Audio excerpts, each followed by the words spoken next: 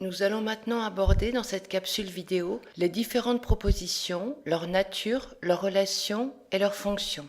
Pour s'interroger sur la nature précise d'une proposition, c'est-à-dire d'un ensemble composé au minimum d'un groupe nominal sujet et d'un groupe verbal, on observera si cette proposition est indépendante ou dépendante d'une autre proposition. Indépendante signifiant qu'elle a du sens par elle-même. Si cette proposition est autonome, elle sera appelée une indépendante. Si elle dirige une autre proposition ou si elle comporte une autre proposition, elle deviendra une proposition principale. La proposition qui est dépendante étant appelée la subordonnée. Dans une phrase simple, il n'y a qu'une proposition et c'est une proposition indépendante. Par exemple, autrefois, pour faire sa cour, on parlait d'amour. Un seul verbe conjugué, le verbe parler. C'est une proposition indépendante.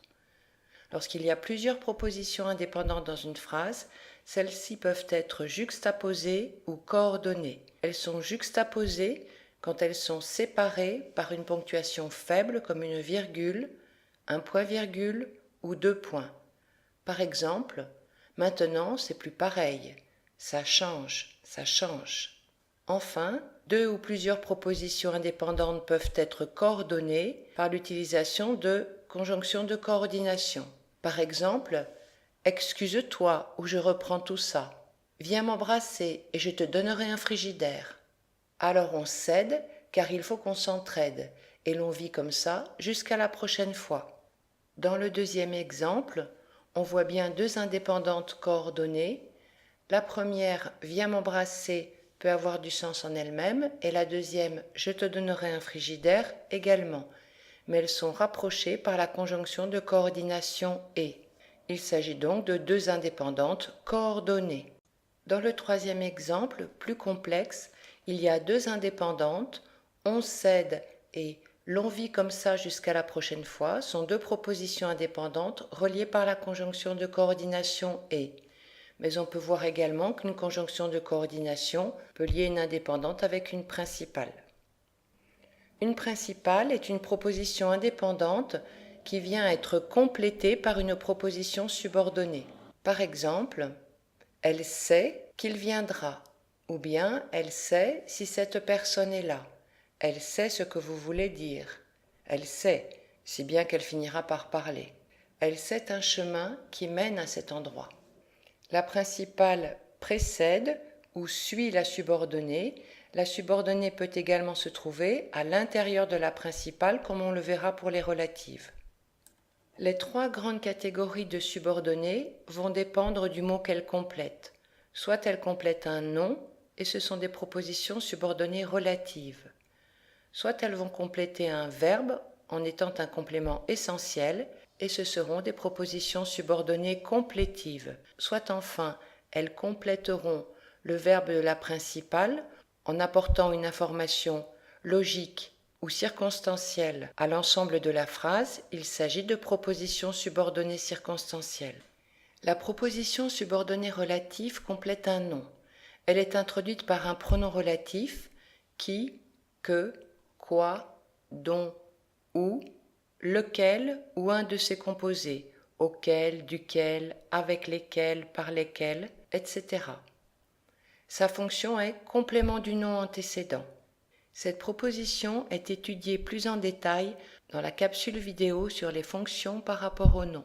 Les propositions subordonnées complétives, qui complètent un verbe. Elles sont introduites par trois éléments différents selon leur nature précise. Elles peuvent être introduites par une conjonction de subordination « que » après un verbe d'opinion, de dialogue, de jugement. Il dit que tu viendras. Elles peuvent être introduites par un mot interrogatif, adverbe, pronom ou adjectif interrogatif. Il demande si tu viendras, quand tu viendras. Il demande quelle personne est là. Il demande à quoi tu penses, etc. Elle peut n'être introduite par aucun mot subordonnant dans le cas des propositions infinitives. Il voit les enfants partir. La proposition infinitive « les enfants partirent » est constituée d'un sujet et d'un verbe à l'infinitif. Pour préciser leur nature, la proposition complétive introduite par que est une conjonctive, la proposition complétive suivant un verbe de dialogue est une proposition interrogative et la proposition constituée d'un infinitif est une proposition infinitive. Sa fonction est d'être complément direct. Plus rarement, elle peut être sujet ou attribut du sujet. Enfin, les propositions qui complètent des phrases sont des propositions subordonnées circonstancielles. Elles sont introduites par une conjonction de subordination. Il a fait ceci parce qu'il le voulait, complément circonstanciel de cause. Pour que tu sois content, complément circonstanciel de but.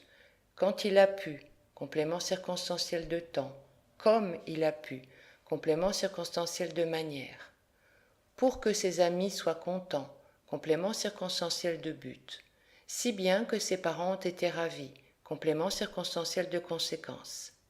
Il existe également des compléments circonstanciels d'opposition, bien que ses parents n'aient pas été d'accord, ou des compléments circonstanciels de condition, si ses parents avaient été d'accord. Il aurait pu faire telle ou telle chose.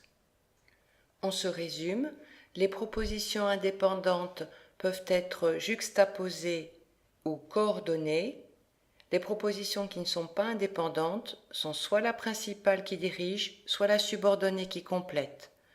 Pour les propositions subordonnées, elles complètent un nom, ce sont les relatives, elles complètent un verbe, ce sont les complétives, elles complètent l'ensemble de la phrase, ce sont les circonstancielles. Les relatives sont compléments du nom, les complétives compléments directs du verbe, les subordonnées circonstancielles peuvent avoir toutes les fonctions circonstancielles ou logiques.